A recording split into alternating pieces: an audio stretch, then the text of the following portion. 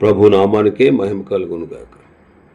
కూడొచ్చిన మీ అందరికీ, కర్మిల ఆత్మీయ సహవాస సంఘ విశ్వాసులందరికీ మన ప్రభువును ఆయన ప్రియ కుమారుడునైన యేసుక్రీస్తు వారి శ్రేష్టమైన నామములో శుభములు మరియు అందరికీ వందనాలు.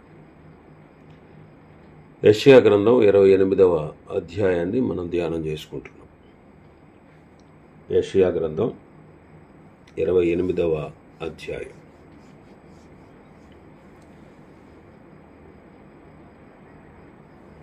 ఇందులో ముఖ్యాంశం ఏంటంటే,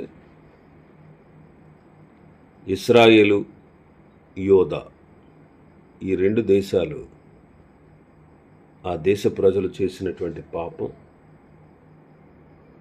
దాని వలన వారికి కలిగిన శ్రమ, అది మనం చూస్తాం. మరి గత దినం వరకు 17 వచనాలు మనం ధ్యానం చేసుకున్నాం. 17 వచనాలు, 18వ వచనం నుంచి మనం ధ్యానం చేసుకుందాం. 18వ వచనం నుంచి 22వ వచనం వరకు దేవుని యొక్క తీర్పులు మనకు కనిపిస్తాయి. 18వ వచనం చదువుతాను. మరణముతో మీరు చేసుకున్న నిబంధన కొట్టివేయబడును. పాతాళముతో మీరు చేసుకున్న వడంబడిక నిలువదు. ప్రవాహం వలె ఉపద్రవము మీ మీదుగా దాటునప్పుడు మీరు దాని చేత త్రొక్కబడిన వారగుదురు. మరణముతో వారు చేసుకున్న నిబంధన, పాతాళముతో వారు చేసుకున్న వడంబడిక నిలవదు, కొట్టివేయబడుతుంది, నిలవదు. ప్రవాహం వలె ఉపద్రవం మీ మీదకి దాటేటప్పుడు మీరు దాని చేత త్రొక్కబడిన వారు అవుతారండి. వారు అష్షూరు వారితో నిబంధన చేసుకున్నారు. మాకు మరణం రాదు, మాకు శిక్ష రాదు అనుకున్నారు. అయితే దేవుడు అంటున్నాడు, మీరు దాని చేతనే మరణం పొందుతారు. మీరెవరితో అయితే నిబంధన చేసుకున్నారో ఆ అష్షూరు వారే మిమ్మల్ని త్రొక్కుతారు అన్నాడు. వాళ్ళే మిమ్మల్ని నాశనం చేస్తారు అన్నాడు. ఇది దేవుని తీర్పు. అందుకే మలాకీ గ్రంథం 4:1 చదువుతాం. ఎలయనగా నియమింపబడిన దినము వచ్చుచున్నది, కొలిమి కాలునట్లది కాలును. గర్విష్ఠులందరూ దుర్మార్గులందరూ కొయ్య కాలు వలె ఉందరు. వారిలో ఒకనికి వేరైనను చిగురైనను లేకుండా రాబో దినము అందరిని కాల్చివేయునని సైన్యములకు అధిపతి యెహోవా సెలవిచ్చుచున్నాడు. నియమించబడిన దినము.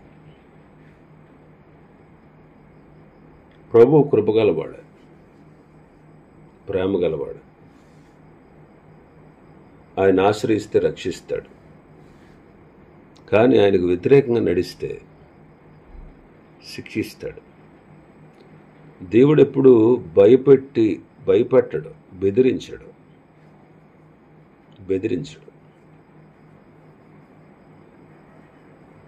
బెదిరించేవాడు కాదు ఆయన. మనమైతే కోపం వస్తే బెదిరిస్తాం. నీ గుమ్మం తొక్కను, నీ ఇంటికి రాను, నీతో మాట్లాడను, బతికొండగా అని ఎన్నో కోపంతో కూడినటువంటి బెదిరింపు మాటలు మనం మాట్లాడతాం. కానీ కాలక్రమంలో అవన్నీ మర్చిపోతాం. కానీ దేవుడు అలా కాదు, బెదిరించాడు. ఆయన శిక్షిస్తాను అంటే శిక్షిస్తాడు, సరెండర్ అయితే క్షమిస్తాడు. శిక్షిస్తాను అంటే శిక్షిస్తాడు. దేవుడు శిక్ష పెట్టేటప్పుడు ఆయనలో ప్రేమ కానీ ఆయన కృప కానీ అస్సలు కనపడదు. ఆయన శిక్షించేటప్పుడు ఆయన ప్రేమ, ఆయన కృప, ఆయన దయ, ఆయన కరుణ, ఆయన కనికరం అస్సలు కనపడవన్నమాట. అంతా యాక్యురస్గా కరెక్ట్గా ప్రభు శిక్షిస్తాడు. శిక్షిస్తాను అన్నాడంటే ఖచ్చితంగా శిక్ష పెట్టే తీరుతాడు. ఆదాము అవ్వలు పాపం చేసినప్పుడు ఏం చెప్పాడు? పాపం చేయకముందే నేను ఏదైతే చెప్పానో అలా చేయండి. ఇదిగో ఈ తోట చెట్ల ఫలాలన్నింటిలో నిరభ్యంతరంగా తిను, మంచి చెడ్డల తెలివినిచ్చే వృక్ష ఫలను తినొద్దు, నీవు తిను దినమున నిశ్చయముగా చచ్చెదవు అన్నాడు.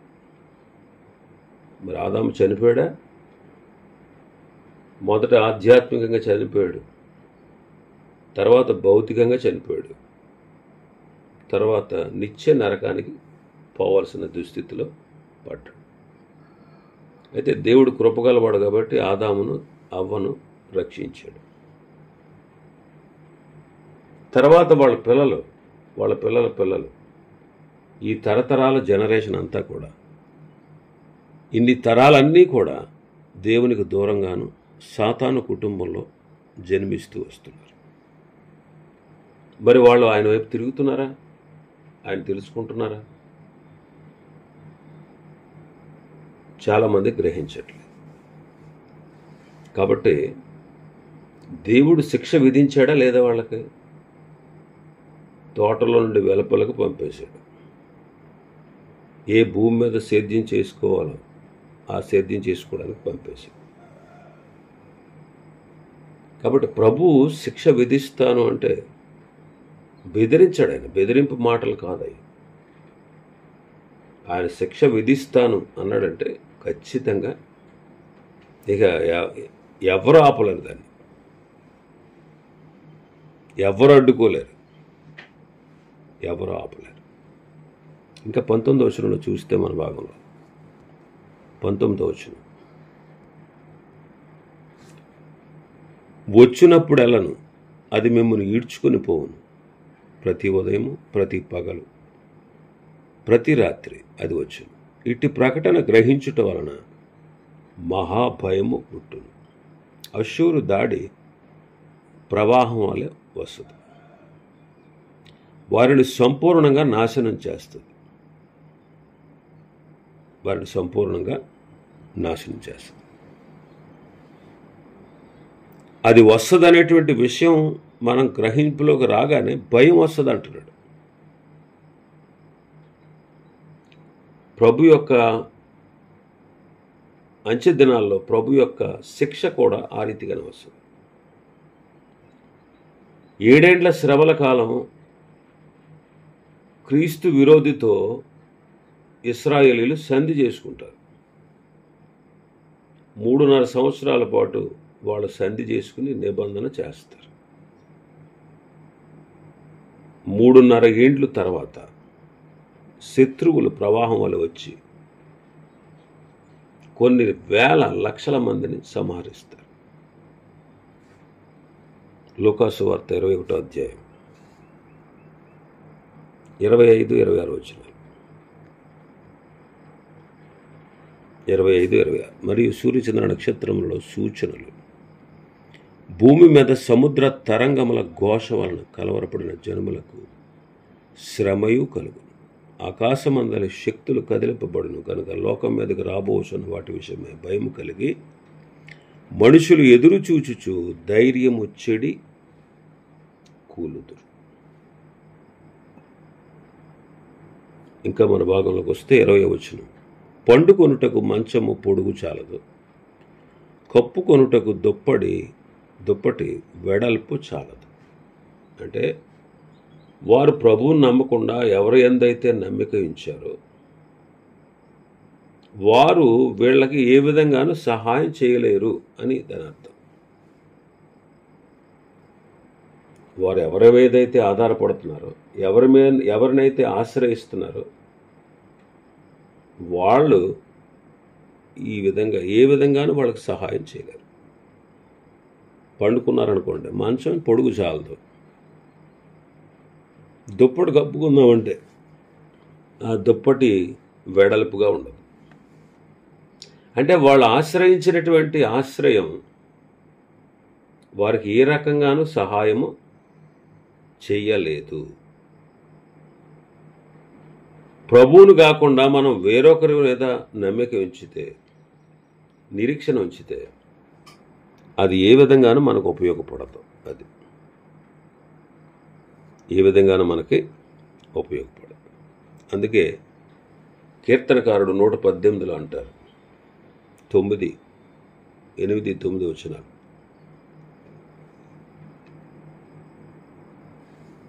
మనుషులను నమ్ముకొనుట కంటే యెహోవాను ఆశ్రయించుట మేలు, రాజులను నమ్ముకొనుట కంటే యెహోవాను ఆశ్రయించుట మేలు అంటారు. ఇంకా మన భాగంలోకి వస్తే 21వ వచనం,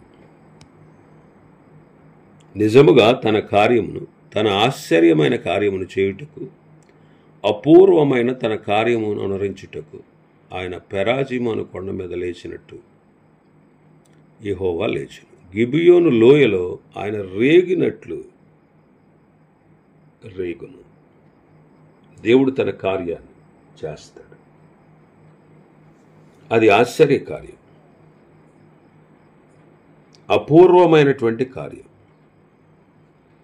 దేవుడు తన ప్రజలను తానే కొట్టుట, ఇది ఒక వింత కార్యం అన్నమాట. వింత కార్యం. గిబియోను లోయలో 5 కనాను దేశపు రాజులతో యుద్ధమాడినప్పుడు దేవుడు ఎలాగైతే లేచాడో అలా అంటున్నాడు. యెహోషువ గ్రంథం 10వ అధ్యాయంలో ఉంటుంది ఈ సందర్భం. యెహోషువ గ్రంథం 10వ అధ్యాయం 10వ వచనం నుంచి, అప్పుడు యెహోవా ఇశ్రాయేలు ఎదుట వారిని కలవరపరచగా యెహోషువ గిబియోను ఎదుట మహాఘోరముగా వారిని హతము చేశాను. బేత్‌హోరోనుకు పైకి పోవు మార్గమున అజేకా వరకును మక్కేదా వరకును యోధులు వారిని తరిమి హతము చేయుచు వచ్చిరి. మరియు వారు ఇశ్రాయేలు ఎదుటి నుండి బేత్‌హోరోనుకు దిగిపోవు త్రావును పారిపోవచుండగా వారు అజేకాకు వచ్చే వరకు యెహోవా ఆకాశము నుండి గొప్ప వడగండ్లు వారి మీద పడవేశారు. కనుక వారు దాని చేత చనిపోయారు. ఇశ్రాయేలు కత్తివాత చంపిన వారి కంటే ఆ వడగండ్ల చేత చచ్చిన వారు ఎక్కువ మంది. ప్రభు తానే యుద్ధం చేశాడు. దావీదు ఫిలిస్తీయులతో యుద్ధమాడినప్పుడు ప్రవాహం వల్ల దేవుడు లేచాడు. రాజుల 2వ గ్రంథం, సమూయేలు 2వ గ్రంథం 5వ అధ్యాయం 20వ వచనం. కాబట్టి దావీదు బయల్పరాజ్యమునకు వచ్చి అచ్చట వారిని హతము చేసి జలప్రవాహములు కొట్టుకొని పోవునట్లు యెహోవా నా శత్రువులను నా ఎదుట నిలవకుండా నాశనము చేసిననుకొని ఆ స్థలమునకు బయల్పరాజీము అని పేరు పెట్టు. దేవుడే ప్రవాహం వచ్చితే ఎలాగైతే కొట్టుకుపోతాయన్నీ, ప్రవాహం వస్తే క్షణాల్లో, నిమిషాల్లో ఎలా అయితే అన్నీ కొట్టుకుపోతాయో అలాగా దేవుడు శత్రువులను దావీదు నిలవకుండా ప్రవాహం వల్ల నాశనము చేశాడు. దేవుడు ఇశ్రాయేలు వారి పైకి లేస్తున్నాడు. ఆయన కృప చూపించడం అనేది సాధారణమైన కార్యం. ఆయన కృప చూపిస్తాడు. కానీ నశింపచేయుట అది అసాధారణమైన కార్యం. మరి ఎందుకు వాళ్ళని నశింపచేస్తాడు? కారణం వారి దోషమే. అది యాకోబు వారికి ఆపద తెచ్చుద్దని. ఇంకా మన భాగంలోకి వస్తే 22వ వచనం, మీ బంధకములు మరి బిగింపబడకుండునట్లు పరిహాసకులై ఉండకుడి. మీ బంధకములు మరి ఎక్కువగా బిగింపబడకుండునట్లు పరిహాసకులై ఉండకండి. పౌలు సువార్తను ప్రకటిస్తే చాలామంది పరిహసించారు. కీర్తనకారుడు అంటాడు, కీర్తన 2వ కీర్తన 3-4 వచనాలు చదివితే, భూరాజులు యెహోవాకు ఆయన అభిషిక్తునికి విరోధముగా నిలువబడి ఉన్నారు. ఏలికలు ఏకీభవించి ఆలోచన చేయుచున్నారు. ఆకాశమందు ఆసీనుడగు వాడు నవ్వుచున్నాడు, ప్రభు వారిని చూచి అపహసించుచున్నాడు. ఆ దినమున యెరూషలేము మీద మాత్రమే కాదు, 7 ఏండ్ల శ్రమల కాల అనంతరం, ఆ 7 ఏండ్ల శ్రమల కాలంలో భూమి అందంతటా కూడా నాశనము కలుగుతుంది. కాబట్టి దేవుడు శిక్షిస్తాను అంటే ఖచ్చితంగా శిక్షిస్తాడు. ఇంకా 23వ వచనం నుంచి 29వ వచనం వరకు మనం చూస్తే, ఇశ్రాయేలులకు దేవుని వాగ్దానం అన్నమాట. దేవుడు తన ప్రజలను ఎలా కాపాడుతాడో ఒక అందమైన వ్యవసాయ ఉపమానాన్ని ఇక్కడ ప్రవక్త వివరిస్తున్నాడు. వారికి చక్కని ఉపమానంతో బోధిస్తున్నాడు. 23వ వచనం, చెవియొగ్గి నా మాట వినుడి, ఆలకించి నేను పలుకున్నది వినుడి అంటున్నాడు. వారి దృష్టిని మరల్చుచున్నాడు. వినాలి అంటున్నాడు. చెవియొగ్గి నా మాట వినండి, ఆలకించుడి, ఆలకించి నేను పలుకుతున్న పలుకు వినండి అంటాడు. కాబట్టి మనం వినాలి, మనం వినాలి. ప్రకటన గ్రంథంలో చదువుతాం ఎక్కువగా, చెవి గలవాడు ఆత్మ సంగముతో చెప్పుచున్న మాట వింటాడు. కాబట్టి జాగ్రత్తగా వినాలి. వినుట వలనే విశ్వాసం, అది క్రీస్తును గూర్చిన మాట వలన కలుగుతుంది. ఇంకా 24వ వచనంలో మనం చూస్తే, దున్నువాడు విత్తుటకు నిత్యము పొలము దున్నునా, అతడు దుక్కి పిల్లలు నిత్యము బద్దలుగొట్టునా. నిత్యము పొలం దున్నుతాడా రైతు? రోజు లేదు, ఒక్కసారి దున్నుతాడు, భూమి పిల్లలు పగలగొడతాడు. పద్దపద్దాక దున్నడు, భూమిని సిద్ధపరిచే వరకు దున్నుతాడు. ఇశ్రాయేలు ప్రజలకు దేవుడు శ్రమలను పంపాడు. అది వారిని దున్నుటకు సూచన. దున్నబడకపోతే ఫలము రాదు. దున్నబడినప్పుడు విరగబడాలి, విరగాలి. కీర్తనకారుడు 51 అంటాడు దావీదు, దేవా విరిగి నలిగిన హృదయాన్ని నువ్వు అలక్ష్యము చేయవు, విరిగిన మనస్సే నీకిష్టమైన బలి అంటాడు. ఇంకా 25వ వచనంలో మనం చూస్తే, దున్నిన తర్వాత విత్తనం వేస్తాడు, విత్తనం వేస్తాడు. దున్నుటలో దేవుని ఉద్దేశం ఏంటంటే, విత్తనం వేయడానికి సరి అయిన స్థలంలో, సరి అయిన సమయంలో, సరి అయిన విత్తనం దేవుడు వేస్తాడు. అదే దేవుని చిత్తం. కాబట్టి ఇశ్రాయేలు గోత్రాల వారిని చక్కగా విత్తాడు. ఇంకా 26వ వచనంలో మనం చూస్తే, క్రమము నేర్పేవాడు ఆయన. వారి దేవుడే తగిన క్రమము వారికి నేర్పి ఉన్నాడు, ఆయన వారికి ఆ పని బోధించుచున్నాడు. దేవుడే క్రమాన్ని నేర్పేవాడు. ఆదాముకు భూమిని సేద్యం చేయడం నేర్పాడు. ఆదికాండం 3:23లో చదువుతాం. ప్రత్యక్ష గుడారపు పనిలో అహోలియాబుకు, బెసలేలకు దేవుడు నేర్పునిచ్చే ఆత్మనిచ్చినవాడు. దావీదు అంటాడు 144వ కీర్తనలో, నా చేతులకు యుద్ధము, నా వ్రేళ్లకు పోరాటాన్ని నేర్పువాడు ఆయనే అంటాడు. కాబట్టి దేవుడే తగిన క్రమాన్ని నేర్పుతాడు. ఇంకా 27వ వచనంలో మనం చూస్తే, సేద్యగాడు నల్ల జీరల కర్ర పదును గల యంత్రముల చేత నోర్చడు, బండి చక్రములు జీలకర్ర మీద నడిపించడు, కానీ కర్ర చేత నల్ల జీలకర్రను, చువ్వ చేత జీలకర్రను దొళ్ళగొట్టును గదా అంటున్నాడు. తన ప్రజలను నాశనం చేయడానికి శ్రమలు పంపట్లేదు దేవుడు. మరి ఎందుకు పంపుతున్నాడు? వారు ఫలించట కొరకే. అందుకే అవసరమును బట్టి నానా విధములైన శ్రమలు ఉంటాయి అంటాడు పేతురు గారు. అవసరాన్ని బట్టి. ఇంకా 28వ వచనంలో మనం చూస్తే, మనుష్యులు గోధుమలు గాలింపగా దానిని నలుచుదురా, సేద్యగాడును ఎల్లప్పుడూ దానిని నూర్చుచుండడు, ఎల్లప్పుడూ అతడు బండి చక్రములు గుర్రములను దాని మీద నడిపించుచుండడు, దాన్ని నలుపుడు కదా అంటున్నాడు. గోధుమలు ఎల్లప్పుడూ నలుపురు అంటే దేవుడు కనపరిచేటువంటి శిక్షించే విధానం ఎంతో గొప్పది. మరి ఎందుకు శిక్షిస్తాడు ఆయన మనల్ని?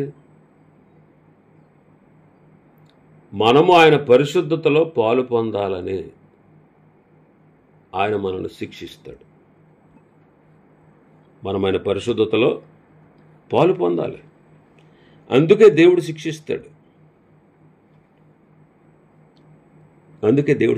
అంతేగాని మనం నాశనం అవ్వాలని కాదు. ఇంకా 29వ వచనం మనం చదివితే, దేవుడే నేర్పేవాడు అనమాట. జనులు సైన్యములకు అధిపతియగు యెహోవా చేత దానిని నేర్చుకుందురు. నేర్చుకునేటువంటి జ్ఞానాన్ని ఇచ్చేవాడు ఆయన. దేవుడు తన ప్రణాళికను, తన చిత్తాన్ని చక్కగా నెరవేర్చువాడు.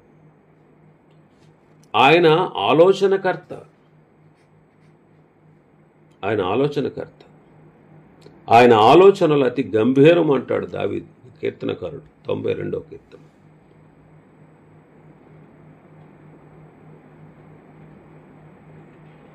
ఎందుకు